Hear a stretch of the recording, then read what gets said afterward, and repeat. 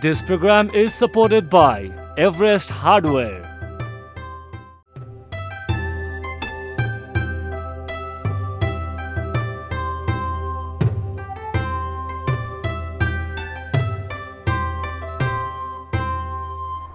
यो television HD हेरिरहनुभएका आदरणीय सम्पूर्ण दर्शक महानुभावहरूमा हार्दिक नमस्कार अनि स्वागत गर्न चाहन्छु। म निम्लेकी शर्मा। कार्यक्रम हो हिमाली मन्थन। दर्शकबिन, विश्वको सर्वोच्च शिखर सगरमाथा नेपालमा छ। विश्वका 8000 मिटर अग्ला 14वटा हिमाल मध्ये 8वटा हिमाल नेपालमा पर्छ। हिमाल आरोहण त्यो सँगसँगै नेपालको अर्थतन्त्र हरेक पाटोबाट नेपालको हिमालहरूको आफ्नै खालको महत्त्व छ। हामी हिमाली विविधतामा अनुपम छौँ।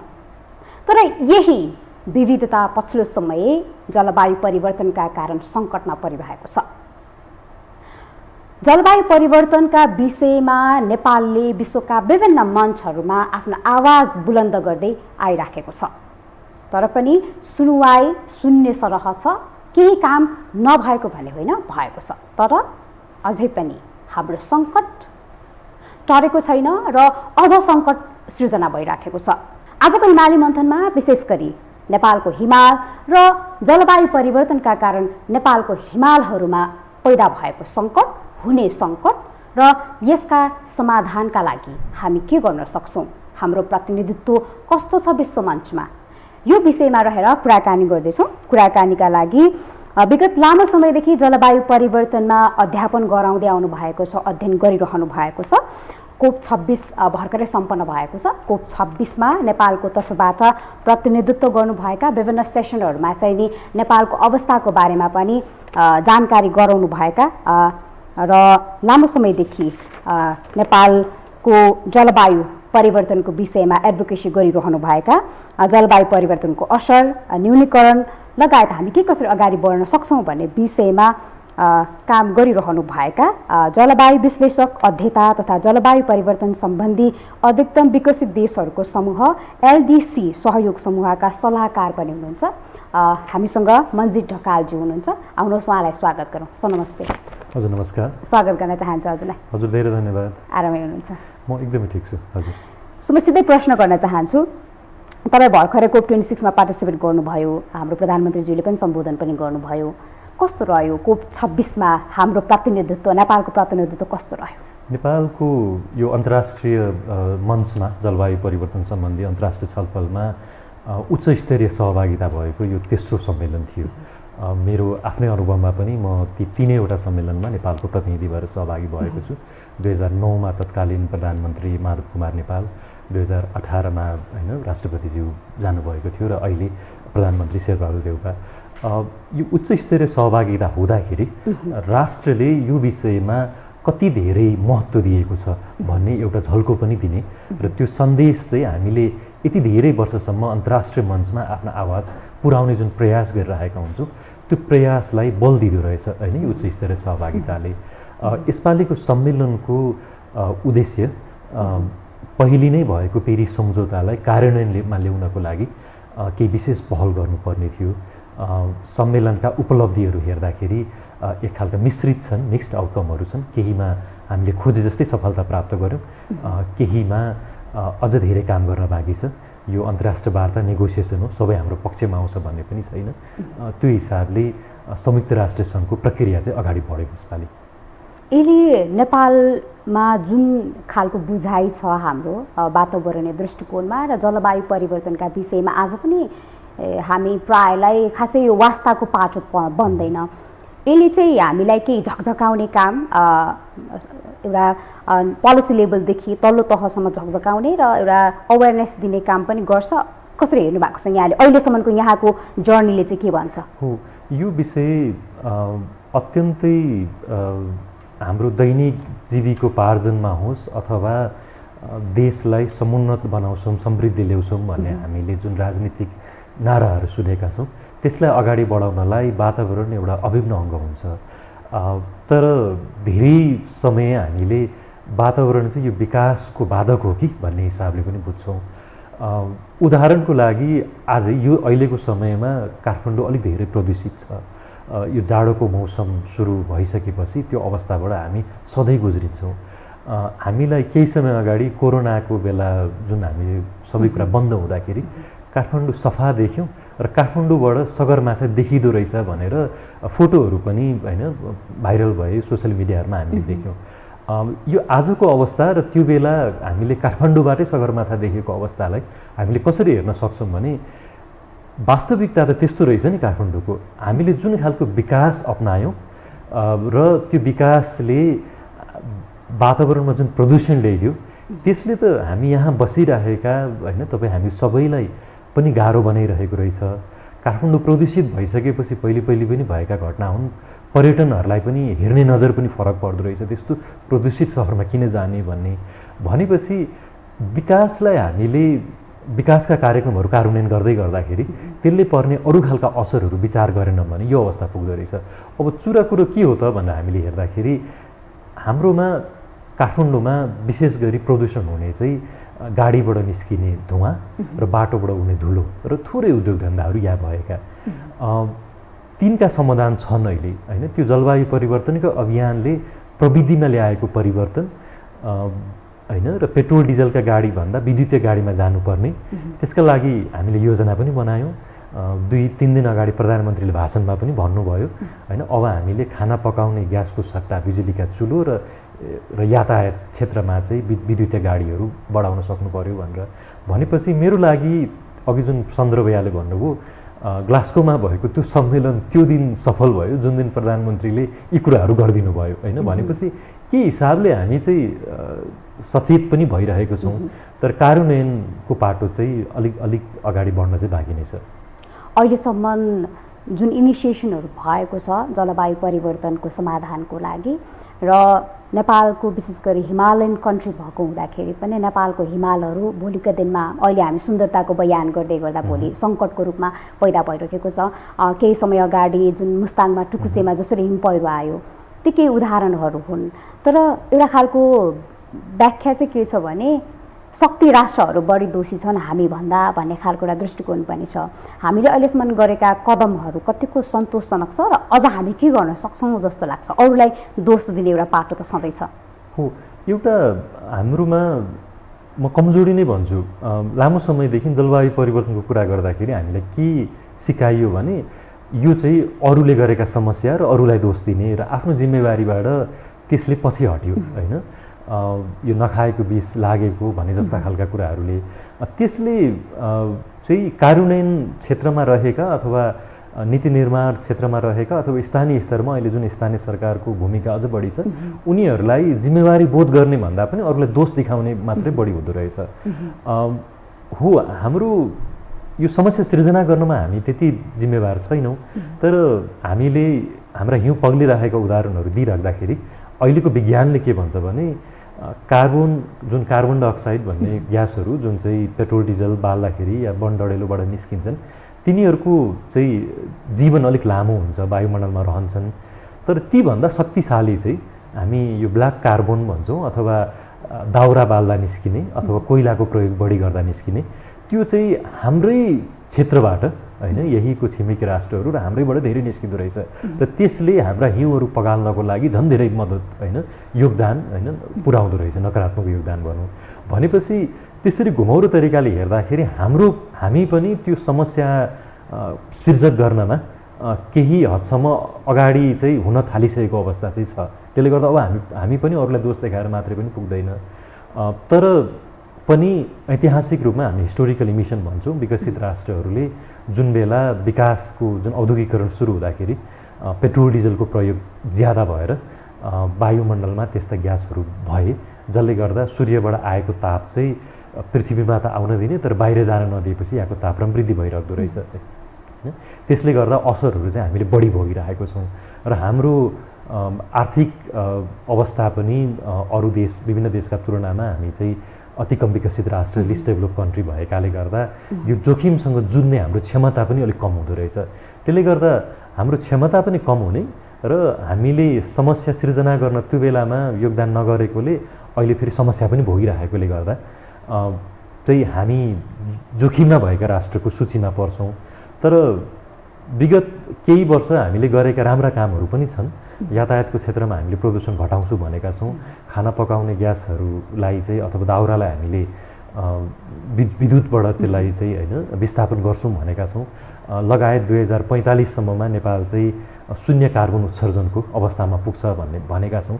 यी योजना हुन् होइन, कार्यान्वयन हुन बाँकी छ। यसले हामीलाई अन्तर्राष्ट्रिय मञ्चमा एउटा नेतृत्वदायी भूमिका खेल्ने र ती राष्ट्रहरूलाई, ती शक्ति राष्ट्रहरूलाई जिम्मेवार बनाउनलाई चाहिँ बलियो आधार दिइदो रहेछ। तर अब मुख्य कार्यान्वयन हुन चाहिँ बाँकी नै छ। जस्तो हामीले कार्यान्वयनको कुरा गर्दै गर्दाखेरि हाम्रो समस्याहरू के छ भन्ने पनि थाहा हुनुपर्छ जस्तो लाग्छ। र जल तथा मौसम विज्ञान विभागको तथ्याङ्क हेर्ने हो भने चाहिँ नेपालमा 0.056 डिग्री सेल्सियस तापक्रम चाहिँ औसत रूपमा प्रत्येक वर्ष वृद्धि भइरहेको छ। अहिलेसम्म हजुरले सुरु गर्दै गर्दा र अहिलेसम्मको तपाईँको अध्यापन सबैलाई हेर्दाखेरि चाहिँ नेपालमा चाहिँ जलवायुजन्य समस्याहरू चाहिँ जस्तो अस्ति भर्खरै होइन बेमौसमी वर्षा भएर त्यति धेरै क्षति भयो, टुकुचेको उदाहरण मैले अघि पनि दिइसकेँ। अरू के छन्, कस्ता समस्याहरू चाहिँ यहाँले देख्नु भएको छ, औल्याउनु भएको छ? यो औद्योगिकरण सुरु भइसकेपछि विगत 100 वर्ष जतिमा पृथ्वीको औसत तापक्रम 1.1 डिग्री जतिले बढिसकेछ। बढ्नुमा मुख्य योगदान कार्बन लगायतका विभिन्न ग्यासहरू बढी उत्पादन भए होइन। अब यही हिसाबले विश्वले चाहिँ कार्बन उत्सर्जन नघटाउने हो भने पृथ्वीको तापक्रम 3-4 डिग्रीसम्म बढ्ने शताब्दीको अन्त्यसम्म भनिएको छ। यी अन्तर्राष्ट्रिय प्रयासहरूको एउटा सफलता चाहिँ विभिन्न देशहरूले कार्बन उत्सर्जन घटाउने योजनाहरू प्रस्तुत गरेका छन्। ती योजनाहरू यो दशकसम्ममा कार्यान्वयन भएमा पनि पृथ्वीको तापक्रम झन्डै होइन 2 डिग्रीभन्दा माथि चाहिँ पुग्ने सम्भावना छ भनेपछि अझै पनि हामी सही ट्र्याकमा चाहिँ छैनौँ। विश्वमा तापक्रम 1.5 मा हामीले सीमित गर्न सक्दा पनि हाम्रो हिमाली क्षेत्रको तापक्रम चाहिँ 2 डिग्रीभन्दा माथि बढ्दो रहेछ भनेपछि हामी अरूतिरको भन्दा हामी अझ बढी जोखिममा छौँ होइन। नेपालकै उदाहरण जुन यहाँले दिनुभयो, हाम्रो चाहिँ यो म्याक्सिमम टेम्परेचर राइज भन्छौँ होइन, हाम्रो अधिकतम तापक्रमको वृद्धि दर चाहिँ 0.056 डिग्री सेल्सियस छ। त्यसमा पनि मनाङको चाहिँ तापक्रम 0.12 डिग्री सेल्सियस भन्छौँ। त्यो भन्नुको मतलब प्रत्येक 10 वर्षमा मनाङ त्यो रिजनमा तापक्रम चाहिँ प्रत्येक 10 वर्षमा 1.2 डिग्री जतिले बढ्छ, 1 डिग्री जतिले बढ्छ। अब हामीलाई सामान्य लाग्न सक्छ 1.2 बढ्दा के फरक पर्ला र होइन, बिहानदेखि बेलुकासम्ममा कति ठुलो तापक्रमको फरक आएको हुन्छ भन्ने। तर सामान्य हिसाबले हामीले हेर्दा कृषिमा होस् या चाहिँ यो हिउँ बन्ने र हिउँ पग्लने कुरा गर्दा होस् अथवा हामीलाई ज्वरो आउँदा र नआउँदा होस् 1 डिग्रीले कति ठुलो फरक पारिराखेको हुन्छ होइन। त्यसले गर्दाखेरि हाम्रो अध्ययनहरूले के देखाउँछ भने हिमाली क्षेत्रमा यसको असर अझ बढी छ है। अनि अब यसलाई हामीले प्रत्यक्ष रूपमा पर्यटन क्षेत्रसँग जोडेर हेर्न सक्छौँ। ती हिउँहरू चाहिँ पग्लदै जाने हो भने र अध्ययनले के पनि भनेको छ भने विश्वको तापक्रम 1.5 डिग्रीमा सीमित गर्दा पनि हाम्रो हिमाली क्षेत्रमा चाहिँ 1/3 हिउँहरू पग्लने छन् अरे होइन। भनेपछि त्यो 1/3 हिउँ पग्लनु भनेको चाहिँ त्यो सामान्य विषय होइन। त्यसलाई हामीले जुन नेपाललाई ऊर्जा उत्पादन, जलविद्युतबाट ऊर्जा उत्पादन गरेर धनी हुने सपना देखेको छौँ त्यसमा पनि यसले असर गर्छ। हामीले बनाएका पूर्वाधारहरू होइन, त्यो हिमाली पहाडी क्षेत्रमा होस् या तराई होइन मधेसमा होस्, त्यो ठुलो कुनै चाहिँ हिमतालहरू विस्फोट हुँदा अथवा त्यस्ता खालका ठुला क्षतिहरू हुँदाखेरि त्यसले पार्ने असर त्यहाँ पनि छ। अघि मैले भने जस्तो हिउँहरू पग्लदाखेरि पर्यटन क्षेत्रमा पर्ने असर त छँदैछ।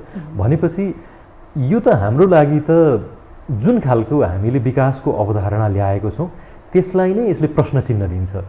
त्यसैले गर्दा अब जलवायु परिवर्तनलाई सम्बोधन नगरिकन या यसलाई सम्बोधन चाहिँ कसरी गर्न सकिन्छ त? यसलाई सम्बोधन गर्ने मुख्य दुईटा उपाय। एउटा कार्बन उत्सर्जन नै घटाउनु पर्यो। हामी कम जिम्मेवार छौँ, तर हामीले उदाहरणीय भएर कार्बन उत्सर्जन बढी गर्ने मुलुकहरूलाई जिम्मेवार बनाउने जुन अन्तर्राष्ट्रिय मञ्चहरूमा हामीले गर्ने गरेको प्रयास त्यो हो। हामी एक्लैको बोली अलिक कम पुग्छ त्यहाँ, त्यसले गर्दा हामी समूहमा जान्छौँ। 46वटा अति कम विकसित राष्ट्रहरूको समूहमा नेपाल छ, लगायत अरू त्यस्ता चाहिँ होइन समूहगत अरू खालका त्यस्ता समूहमा रहेर हाम्रा कुराहरू उठाउने प्रयास गर्छौँ। यो नेपालको मात्रै होइन, अरू देशको पनि समस्या हो। साना देशले ठुला देशलाई प्रश्न उठाउन अलिकति गाह्रो छ। अब अहिले सबैभन्दा बढी कार्बन उत्सर्जन गर्ने हालको अवस्थामा हाम्रो छिमेकी राष्ट्रहरू नै पर्छन्। ऐतिहासिक रूपमा धेरै कार्बन उत्सर्जन गर्ने चाहिँ युरोप, अमेरिका लगायतका विकसित राष्ट्र पर्छन्। तर हामीले भन्ने गरेको के हो भने ती पहिली कार्बन उत्सर्जन गरेका राष्ट्र हुन् या अहिले बढी गर्ने हुन्।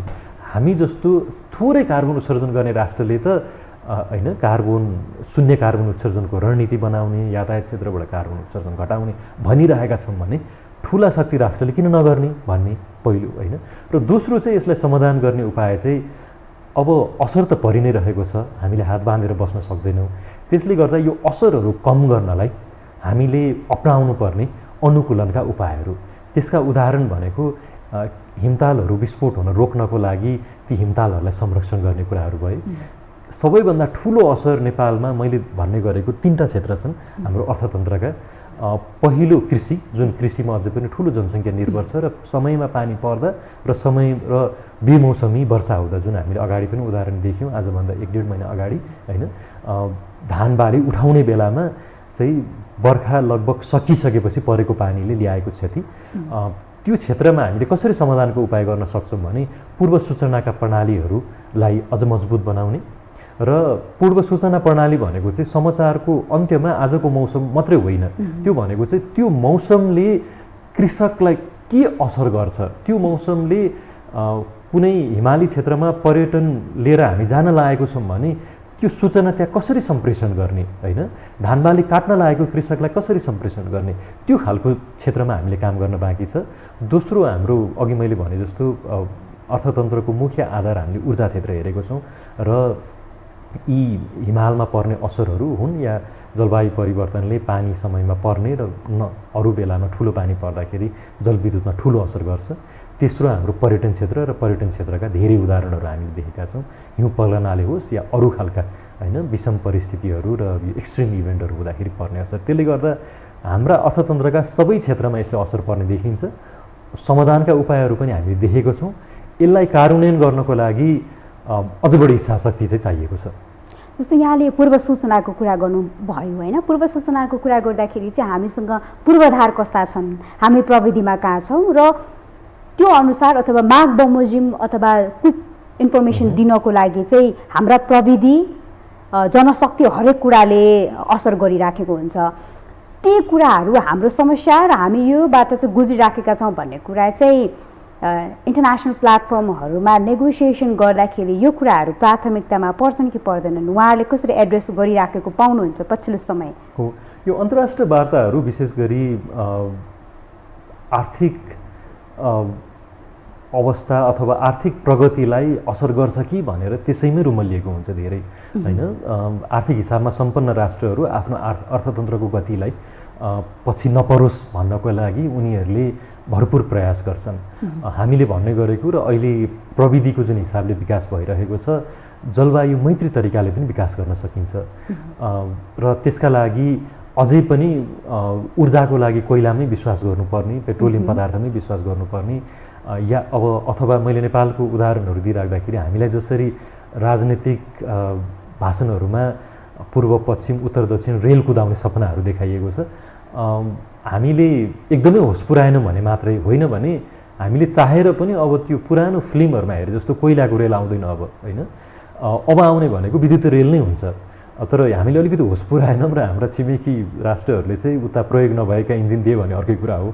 तर त्यसले गर्दा प्रविधिमा विकास भइसक्यो। मैले भन्न खोजेको त्यो प्रविधिलाई हामीले अपनाउँदै लिएर जाने हो भने हाम्रोमा ऊर्जाको उत्पादन अब बढी हुने अवस्थामा हामी पुगिसकेको छौँ, हाम्रै ऊर्जा पनि प्रयोग हुन सक्छ भनेपछि यो तरिकाको अवस्थाबाट हामीले लिएर जाँदा चाहिँ जलवायु र वातावरण मैत्री तरिकाले हामी विकास गर्न सक्छौँ।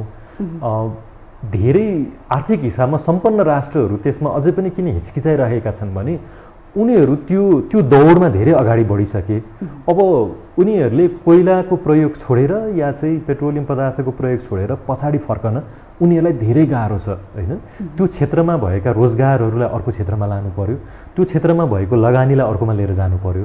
तर हामीलाई सजिलो छ किनभने हाम्रो पहिलोदेखि नै पहिलो त हामीले धेरै विकास गरेनौँ नै, तर हाम्रा जति पनि विकासका पूर्वाधारहरू र हामीले चाहिँ अर्थतन्त्रलाई अगाडि बढायौँ, वातावरण मैत्री छन् होइन।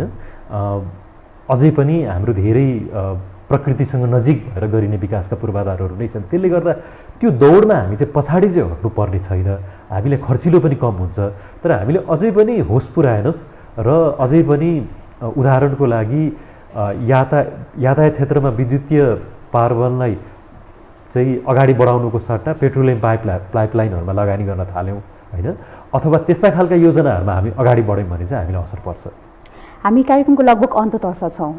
मलाई जान्नै मन लागेको र धेरैजनालाई जान्न पनि मन लागेको होला हामी पर्वतीय क्षेत्रको नागरिक र विशेष गरी हाम्रो नेपालको मुद्दा पनि हाम्रो जुन जनजीविकासँग जोडिएको हो अथवा जति पनि जलवायु परिवर्तनले समस्या सृजना गरेको छ त्यसको समाधान सकेसम्म हामी आफैबाट तत्काल समस्या आइहाल्यो भने तत्काल हामी डिल गर्न सकौँ भन्ने नै छ।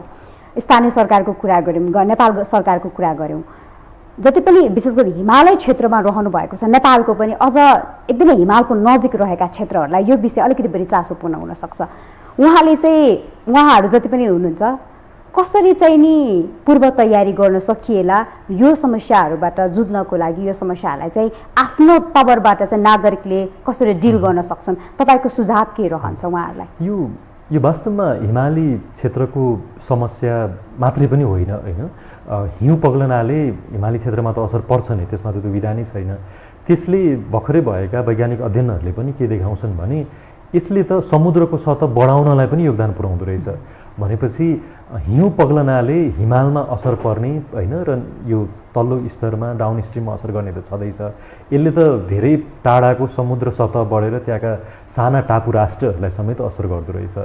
हाम्रोमा यो पूर्व सूचना प्रणालीमा धेरै विकास भएको छ केही समय होइन अगाडिदेखि अहिलेसम्ममा, तर त्यसलाई कार्यान्वयन गर्ने, त्यसलाई चाहिँ ट्रान्सलेट गरेर स्थानीय स्तरसम्म पुर्याउने र हामी अहिले संहितालाई पूर्ण कार्यान्वयनमा भएको अवस्थामा स्थानीय सरकारहरूलाई यसमा अझ सहभागिता गराएर कसरी ती पूर्व सूचना प्रणालीबाट आएका जानकारीहरूलाई किसानसम्म अथवा स्थानीय स्तरमा भएका अरू जीविकोपार्जन गर्ने समूहहरूसँग पुर्याउन सक्छौँ, त्यसमा चाहिँ काम गर्न अझै पनि बाँकी छ। जलवायु परिवर्तनको असर ठुलो पर्दो रहेछ, यसमा हामीले गर्नुपर्ने कामहरू र अवसर पनि धेरै रहेछन्। जुन अघि मैले भने पेट्रोलियम पदार्थको विस्थापन गरेर आफ्नै ऊर्जा प्रयोग गर्ने।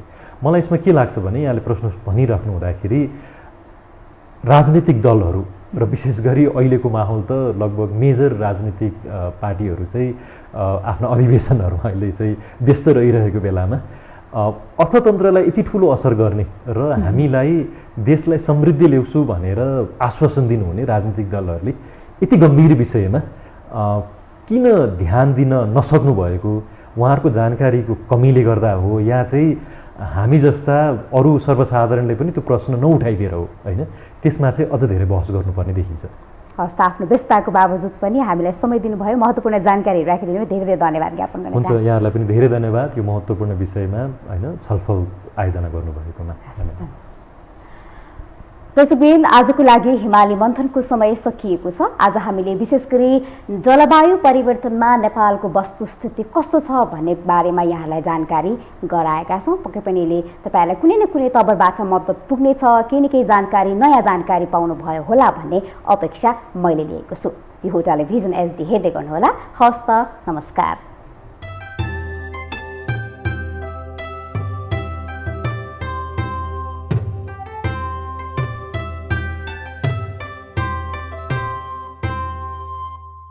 This program is supported by Everest Hardware.